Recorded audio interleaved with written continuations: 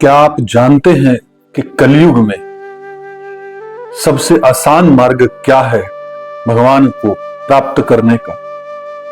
तो आइए जानते हैं इस भागवत पुराण की इस कथा से। आज का टॉपिक है भक्ति के कष्ट की निवृत्ति।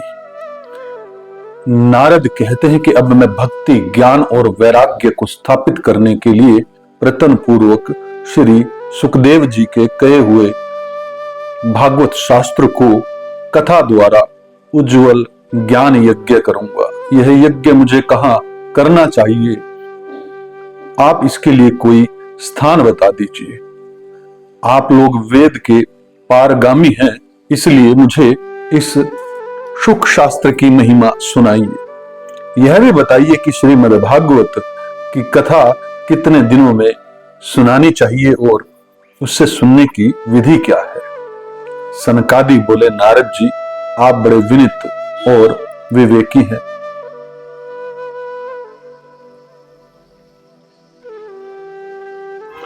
सुनिए, हम आपको ये सब बातें बताते हैं। हरिद्वार के पास आनंद नाम का एक घाट है।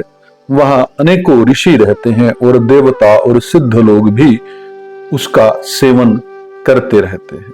भांति भांति के वृक्ष और लताओं के कारण वह बड़ा सघन है। वहां बड़ी कोमल नवीन बालू बिछी हुई है। वह घाट बड़ा ही सुरम्य और एकांत प्रदेश में है। वहां हर समय सुनहले कमलों की सुगंध आया करती है।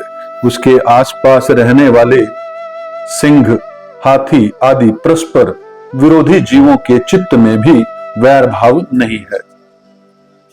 वहां आप बिना किसी विशेष प्रयत्न के ही ज्ञान यज्ञ आरंभ कर दीजिए। उस स्थान पर कथा में अपूर्व रस का उदय होगा। भक्ति भी अपनी आंखों के ही सामने निर्बल और जराजीर्ण अवस्था में पड़े हुए ज्ञान और वैराग्य को साथ लेकर वहां आ जाएगी। क्योंकि यहां भी श्रीमद् भागवत की कथा होती है, वहां ये भक्ति आदि अपने आप पहुंच जाते हैं। वहां कानों में कथा के शब्द पढ़ने से ही ये तीनों तरुण हो जाएंगे। सूत जी कहते हैं कि इस प्रकार कहकर नारद जी के साथ सनकादि भी श्रीमद् भागवत कथा अमृत का पान करने के लिए वहां से तुरंत गंगा तट पर चले आए। जिस समय वे तट पर पहुंचे, भूलोक, देवलोक और ब्रह्मालोक सभी जगह इस कथा का हल्ला हो गया। जो जो भागवत कथा के रसिक विष्णु भक्त थे, वे सभी श्रीमद् भागवत अमृत का पान करने के लिए सबसे आगे दौड़ दौड़ कर आने लगे। भृगु, वशिष्ठ, च्यवन, गौतम, मेधातिथि, देवल, देवरात, परशुराम, विश्वामित्र, शाकल, मार्कंडे, दत्तात्रेय, पिपलाद, योगेश्वर, व्यास और पराशर, छाया, सुक, जदाली और जदु आदि सभी प्रधान प्रधान मुनिगण अपने अपने पुत्र, शिष्य और स्त्रियों समेत बड़े प्रेम से वहां आए। इनके सिवा वेद, वेदांत, उपनिषद, मंत्र, तंत्र, सहस्त्र पुराण और छहों शास्त्र भी मूर्तिमान होकर वहां उपस्थित हुए। गंगा आदि नदियां, पुष्कर आदि सरोवर, कुरुक्षेत्र आदि समस्त क्षेत्र, सारी दिशाएं, दंडक आदि वन, हिमालय आदि पर्वत तथा देव, गंधर्व और दानव आदि सभी कथा सुनने चले आए। जो लोग अपने गौरव के कारण नहीं आए, महर्षि भृगु ने समझा बुझा कर ले आए। तब कथा सुनाने के लिए दीक्षित होकर श्री कृष्ण परायण सनकादि नारद जी के दिए हुए श्रेष्ठ आसन पर विराजमान हुए। उस समय सभी श्रोताओं ने उनकी वंदना की। श्रोताओं में वैष्णव, विरक्त, सन्यासी और ब्रह्मचारी लोग आगे बैठे। उन सब के आगे नारद जी विराजमान हुए। एक और ऋषिगण, एक और देवता, एक और वेद और उपनिषद आदि तथा एक और तीर्थ बैठे और दूसरी ओर स्त्रियां बैठी। उस समय सबको जय जयकार, नमस्कार, शंखों का शब्द होने लगा और अबीर, गुलाल, खील, एवं फूलों की खूब वर्षा होने लगी। कोई कोई देव श्रेष्ठ तो विमानों पर चढ़कर वहां बैठे हुए सब लोगों पर कल्प वर्ष के पुष्पों की वर्षा करने लगे। सूत जी कहते हैं कि इस प्रकार पूजा समाप्त होने पर जब सब लोग एकाग्रचित्त हो गए, तब सनकादि ऋषि महात्मा नारद को श्रीमद् भगवत का महात्म्य स्पष्ट करके सुनाने लगे। सनकादि आदि ने कहा, अब हम आपको इस भागवत शास्त्र की महिमा सुनाते हैं। इसके श्रवण मात्र से मुक्ति हाथ लग जाती है। श्रीमद् भागवत की कथा का सदा सर्वदा सेवन आस्वादन करना चाहिए। इसके श्रवण मात्र से श्री हरि हृदय में विराजते हैं। इस ग्रंथ में 18,000 श्लोक और 12 स्कंद हैं तथा श्री सुखदेव और राजा परीक्षित का संवाद है। आप यह भागवत शास्त्र ध्यान देकर सुनिए। यह जीव तभी तक अज्ञानवश इस संसार चक्र में भटकता है जब तक क्षण भर के लिए भी कानों में इस सुख शास्त्र की कथा नहीं पड़ती। बहुत से शास्त्र और पुराण सुनने से क्या लाभ, इससे तो व्यर्थ ही का ब्रह्म बढ़ता है। मुक्ति देने के लिए तो एकमात्र भागवत शास्त्र ही गरज रहा है। जिस घर में नित्य प्रति श्रीमद् भागवत की कथा होती है वह तीर्थ रूप हो जाता है। जो लोग उसमें रहते हैं उनके सारे पाप नष्ट हो जाते हैं। हजारों अश्वमेघ यज्ञ और सैकड़ों वाजपेय यज्ञ इस सुख शास्त्र की कथा का 16वां अंश भी नहीं हो सकते। तपोधनो, जब तक लोग अच्छी तरह श्रीमद् भागवत का श्रवण नहीं करते तभी तक उनके शरीर में पाप निवास करते हैं। फल की दृष्टि से इस शुक्र शासक कथा की समता गंगा, गया, काशी, पुष्कर या प्रयाग कोई तीर्थ भी नहीं कर सकता। यदि आपको परम गति की इच्छा है तो अपने मुख से श्रीमद् भागवत के आधे अथवा चौथाई श्लोक का भी नित्य नियम पूर्वक पाठ कीजिए। ओंकार, गायत्री, पुरुष सूक्त, तीनों वेद, श्रीमद् भागवत, ओम नमो भगवते वासुदेवाय, यह द्वादश अक्षर मंत्र 12 मूर्तियों वाले सूर्य भगवान, प्रयाग संतवंतर रूप, काल, ब्राह्मण, अग्निहोत्र, गो, द्वादशी तिथि, तुलसी, वसंत ऋतु और भगवान पुरुषोत्तम, इन सब में बुद्धिमान लोग वस्तुत कोई अंतर नहीं मानते। जो पुरुष हरनिश अर्थ सहित श्रीमद् भागवत शास्त्र का पाठ करता है उसके करोड़ों जन्मों का पाप नष्ट हो जाता है। इसमें तनिक भी संदेह नहीं है। जो पुरुष नित्य प्रति भागवत का आधा या चौथाई श्लोक भी पढ़ता है उसे राजसूय और अश्वमेघ यज्ञों का फल मिलता है। नित्य भागवत का पाठ करना, भगवान का चिंतन करना, तुलसी को सींचना, गौ की सेवा करना, ये चारों समान है। जो पुरुष अंत समय में श्रीमद् भागवत का वाक्य सुन लेता है उस पर प्रसन्न होकर भगवान उसे वैकुंठ धाम देते हैं। जो पुरुष इसे सोने के सिंहासन पर रखकर विष्णु भक्त को दान करता है वह अवश्य ही भगवान का सपूज्य प्राप्त करता है। जिस दुष्ट ने अपनी सारी आयु में चित्त को एकाग्र करके श्रीमद् भागवत मृत का थोड़ा सा भी रस स्वादन नहीं किया उसने तो अपना सारा जन्म चांडाल और गधे के समान व्यर्थ ही गवा दिया। वह तो अपनी माता को प्रसव पीड़ा पहुंचाने के लिए ही उत्पन्न हुआ। जिसने इस सुख शास्त्र के थोड़े से भी वचन नहीं सुने वह पापात्मा तो जीता हुआ ही मुर्दे के समान है। पृथ्वी के भारत स्वरूप उस पशु तुल्य मनुष्य को धिक्कार है जो स्वर्ग लोक में देवताओं में प्रधान इंद्रादि कहा करते हैं।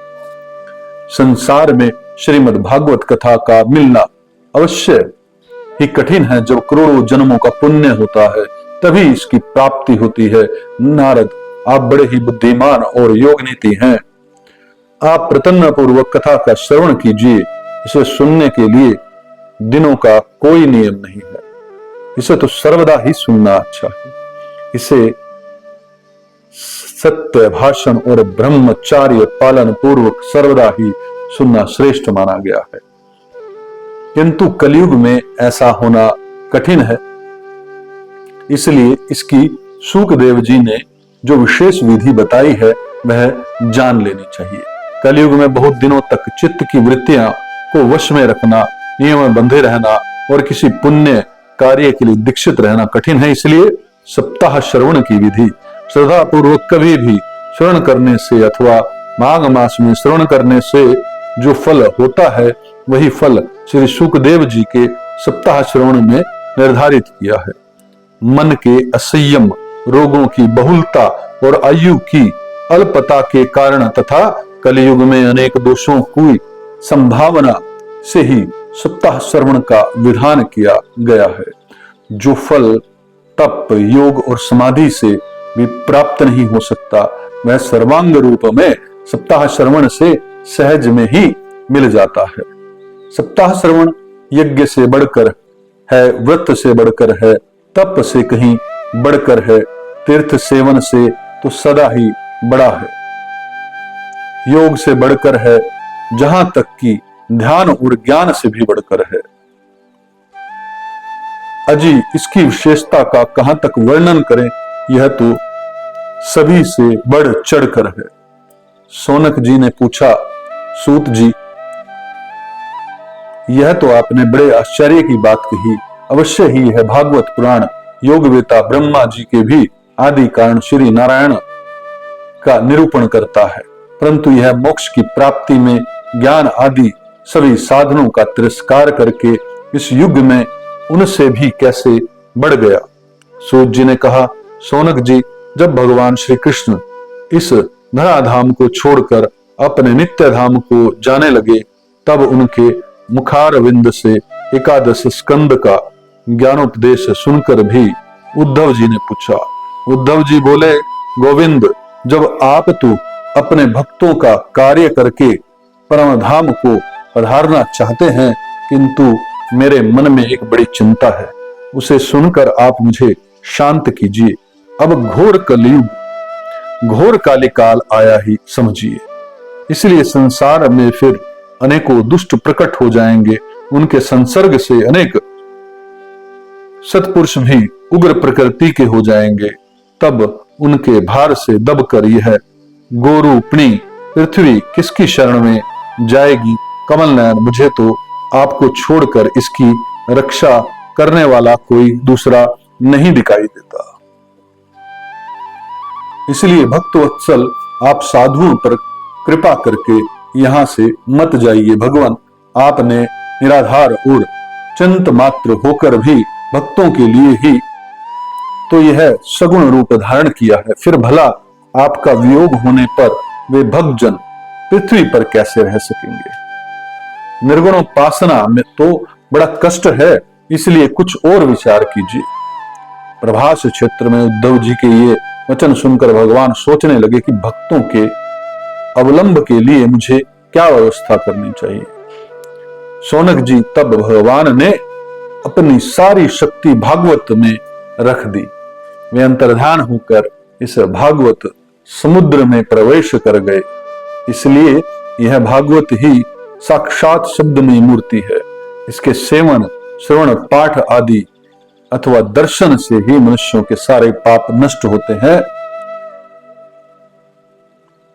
इसी से इसका सप्ताह श्रवण सबसे बढ़कर माना गया और कलयुग में तो अन्य सब साधनों को छोड़कर यही प्रधान धर्म बताया गया है। कली काल में यही ऐसा धर्म है जो दुख, दरिद्रता, दुर्भाग्य और पापों की सफाई कर देता है तथा काल, क्रोध आदि शत्रुओं पर विजय दिलाता है।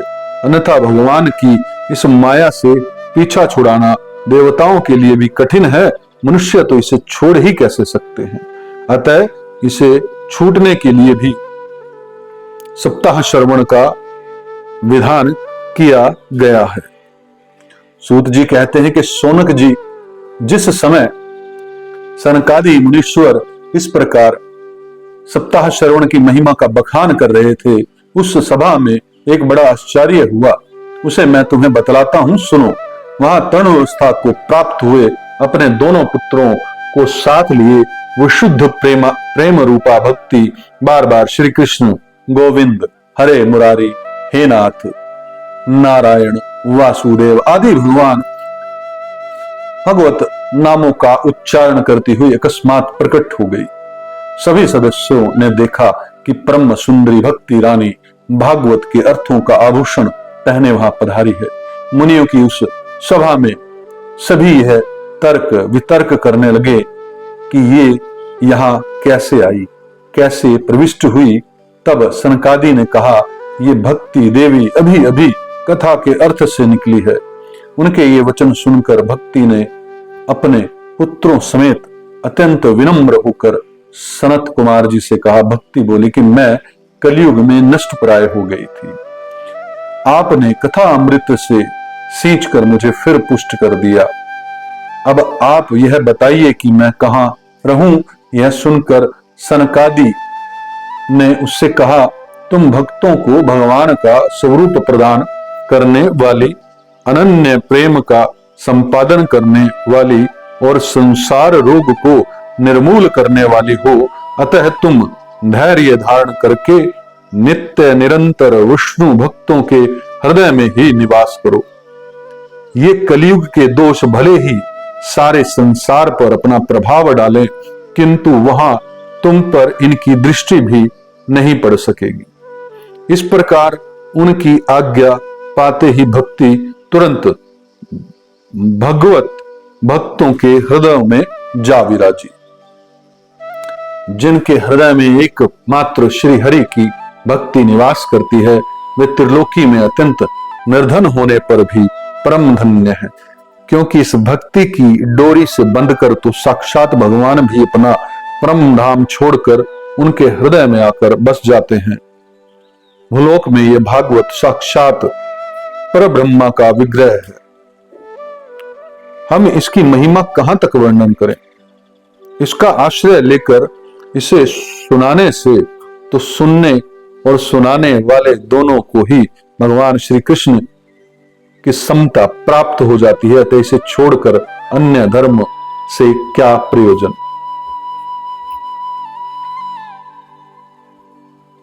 अति सुंदर, अति प्रिय यह कथा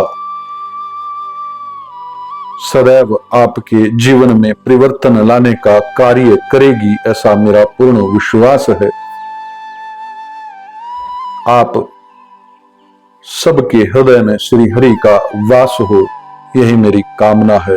ओम तत्सत, ओम तत्सत, ओम तत्सत।